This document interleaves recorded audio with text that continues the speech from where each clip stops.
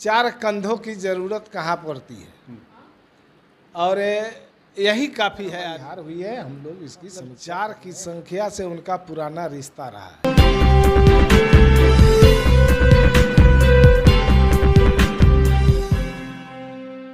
नमस्कार, मैं मनीष और आप देख रहे हैं मीडिया दर्शन। 4 जून को वोटों की गिनती जो है हो गई, जहां बीजेपी और एनडीए के तमाम शीर्ष नेता ये कह रहे थे कि इस बार 400 पार, लेकिन देश की जनता ने बड़ा झटका दिया है। 292 सीटों पर ही सिमट गई एनडीए और बीजेपी जो अकेले दम पे सरकार बनाने की दावा कर रही थी, वो महज 240 सीट ही ला सकी।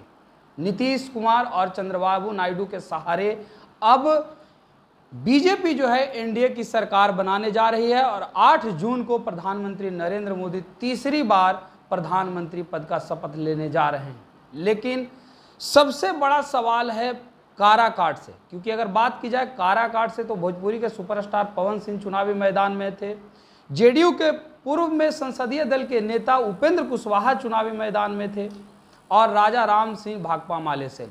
लेकिन राजा राम सिंह, उपेंद्र कुशवाहा और पवन सिंह के लड़ाई के बीच में बाजी मार गए। कहाँ कमियां रह गई कि इस बार बिहार में इतनी कम सीटें जो आई जेडीयू की, जहां और भाजपा की जो कि 40 का 40 सीट की दावा आप लोग कर रहे थे। देखिए, चुनाव है और चुनाव में कभी कभी अचानक कुछ परिस्थितियां बदलती है और उसमें समीकरण पर प्रभाव पड़ता है, जिसके वजह से वोटों में कमी बेसी हो जाती है। और बिहार के अंदर जो चुनाव हुआ और चुनाव के बाद मतगणना हुए, उसके बाद आपने देखा कि अभी वोटों के प्रतिशत में जदयू सबसे आगे है।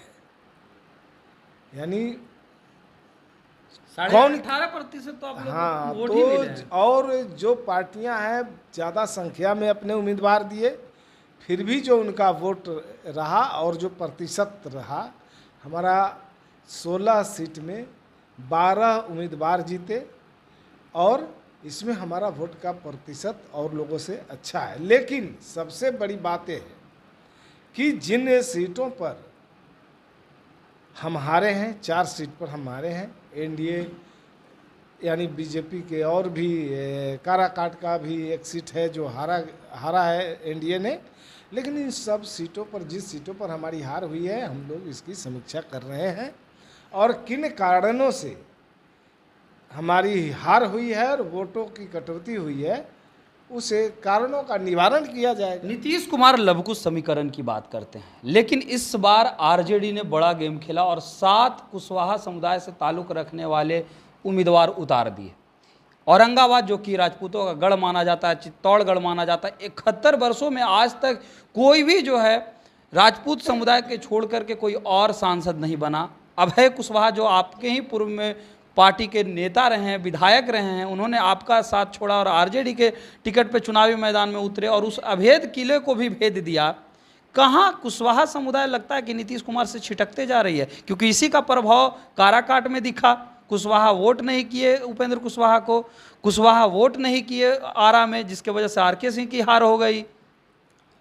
देखिए, जिस आरजेडी की बात आप कर रहे हैं, आरजेडी के 4 सांसद जीते हैं, मतलब 4 की संख्या से उनका पुराना रिश्ता रहा है। और 4 की संख्या दूसरे रूप में भी लोग ज़्यादा जानते हैं, अब उसको मैं खोल कर नहीं कहना चाहूँगा, लेकिन अंदाज़ा लगा लीजिए कि 4 कंधों की ज़रूरत कहाँ पड़ती है और यही काफ़ी है आरजेडी के लिए। बाकी हमारा एनडीए गठबंधन का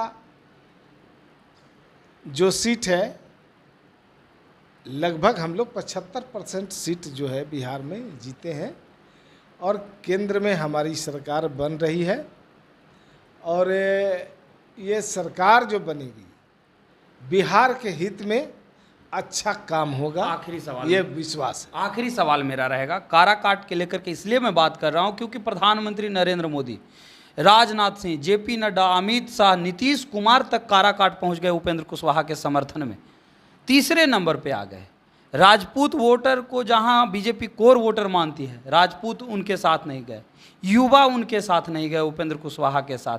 फिर पवन सिंह के साथ चले आए। पवन सिंह जो पहली बार कैंडिडेट के रूप में उतरे, निर्दलीय प्रत्याशी के रूप में, वो 2,16,000 वोट लाते हैं। वहीं उपेंद्र कुशवाहा काफ़ी पीछे रह जाते हैं उनसे।